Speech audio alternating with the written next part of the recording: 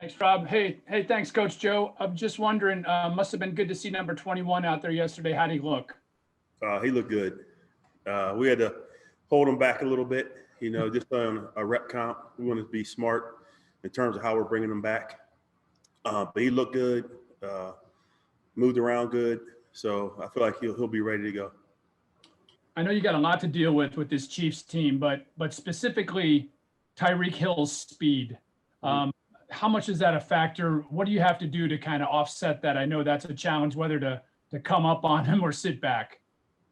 Yeah, well, fortunately for me, or maybe unfortunately for me, I coached against those guys in Denver for all those years I was there. So, I know what I'm dealing with.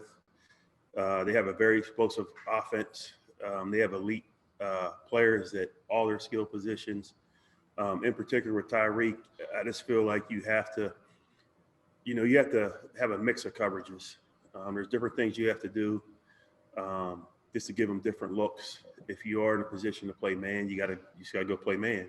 You gotta try to play your technique, put hands on him. But he is hard to deal with, and we'll have a couple things to put ourselves in the best position we can. Thank you. Thank you, Tom. Scott Petrick is next. Hey, Joe.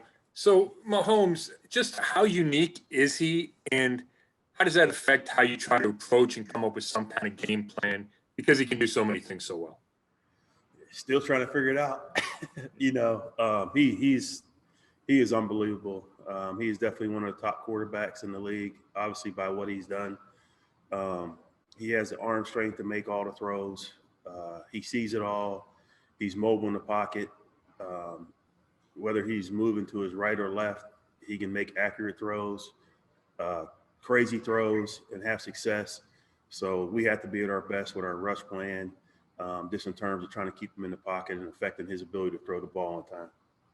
Thanks. Thanks, Scott. Jeff Shadell, you're up. Hey, Joe, with Mahomes, so much concentration on him. How do you deal with their run offense, too? You have to be sound. And that's the thing. You have to kind of pick your poison, which is tough because they got, a lot of different things you have to deal with.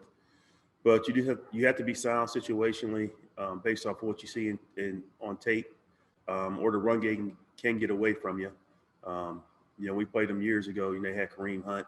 Now they moved on. They have good backs. They have a bunch of backs that can beat you. So we'll just have to be sound based on what we see on tape and based on situations.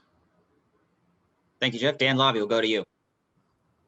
Hey, Coach, not to drum up any bad memories, but, last year in the Super Bowl, you guys did kind of hold them down for 3 quarters. Do you go back and look at that tape at all and kind of see what you guys were doing heading into this game? Yeah, I've watched that game once. You know what I mean? It's kind of tough to watch. But, no, they're explosive, and that's the thing. You can hold those guys down. I think we held them down pretty good until 6 minutes and 57 seconds left in the fourth quarter, to be exact. And then they went off, and they have the ability to do that at any point in the game. So, again, we're going to have to play our best game just to have a chance to, compete and win against these guys. Sunday's win was so emotional for you guys, and we saw the post-game videos in the locker room and all of that. How have guys kind of come back this week off of kind of all that emotion? No, they've come back. I feel like we have an attitude of, like, we can do this, like we're deserving of being in the playoffs. We won a game, and I feel like it's given them more confidence. In each game, the NFL's week to week is about matchups. But I just feel like we have more confidence just being able to go to Pittsburgh and find a way to win against our rival. So they're fired up. We just got to keep working and be ready to go this weekend. Thank you. Mm-hmm. Thank you, Dan. Marla Ridenour, you're next. Yeah, Coach, one more thing about that. What you're talking about, the attitude. Do you feel, and Coach Prefer even said he felt like the players were playing harder in the first quarter with every touchdown. Is that something you've seen all season from your guys? Like, just, the belief in themselves, or, you know what I mean? Yeah, that's the way we try to build it. I think when Coach Stefanski came in, just in terms of what he was trying to do to change, the culture, and it was all about working. and just staying focused, doing your job. And we carried that through with our defensive identity. And, I always tell the guys it's about going out and just playing hard and doing your job. If you do your job and you play hard, you're going to put yourself in position to make plays. And I feel like throughout the season, when we did have some success and we created some takeaways, I feel like the guys feed off of that. And, the beginning of that game, that first quarters, I've never been a part of anything like that. It was crazy, but I'm glad I was on that side of it. And what does it say about BJ Goodson? And it sounds like he intends to play. He's banged up with the shoulder. Sounds like, it's got – well, like I said, what does it say about him? He's been great for us. Ever since we got him here, he's tried to step up and be the leader of the defense. He is truly the quarterback of the defense when he's out there. I think veteran experience. He's helped the younger players around him. I think there's confidence, when he's out there on the field. So it's good. I know he fought through, getting banged up a little bit, and he's doing that as throughout this week, but he'll be ready to go on Sunday. Thank you. Thanks, Marla. George Thomas has our next question. Hey, Coach, you mentioned crazy throws from Mahomes, Mm-hmm. but have you ever seen a quarterback who's able to throw with his arm, such different arm angles, the way he does? And what's the challenge in that? Yeah, it's unique. It's with him, and there's been a couple quarterbacks that have that type of arm talent that, I've coached against, very few, but like Brett Favre, those type of guys, Aaron Rodgers, that's what he kind of reminds you of. But the challenge is that the plays are going to be extended. I talked to the guys that we're going to have to cover him twice, the initial route and then when he's on the move. But when he's scrambling, he'll throw it the whole way across the field. Just unbelievable talent. So we're going to have to be at our best, man, against these guys. Thank you. Yeah. Thanks, George. Nate Ulrich, you're next. Coach, I was just wondering, with the way that game started, what were the conversations like on the sideline? And is that something that you think kind of led to you guys getting even more fired up and the takeaways just kind of fell into place after that? That's a big emphasis for us. Again, it's part of our identity is just trying to create takeaways. And then we create takeaways, it's put us in position to win games throughout the year. So when it started, it was just like a frenzy. And it was just like everybody wanted to get in on it. And, fortunately for us, we had a couple change ups for them that worked, in the first half, where we got some takeaways. And I felt like the guys had confidence in the plan and it just kept growing, with each play that we made. It was great. When you went back and looked at that, obviously nobody expects that to happen on the first play. But what does it say about Carl Joseph to be able to come up with it? When you look back and look at it, like how improbable was it that he was the guy who found that ball in the end zone? I know. It was bouncing around because at first you thought they were going to recover it. And then, you saw a bunch of guys, Miles running, and then the ball bounced around. You're looking like who's on it, and all of a sudden you see guys come up and raise their hand, and then you start going crazy with everybody on the sideline. But it was awesome to see. Awesome for him, awesome for our defense, awesome for our team just to get off to that start. Thanks, Nate. Back to Scott Petrick.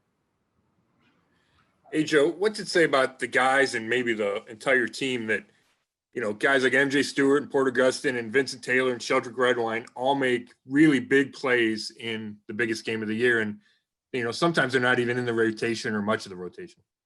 Yeah, that's what the year's been about. And I talked to you guys earlier, when the season started, I just felt like it was going to be the year for everybody to contribute, just based on what we were going through. And throughout the season, we played multiple guys.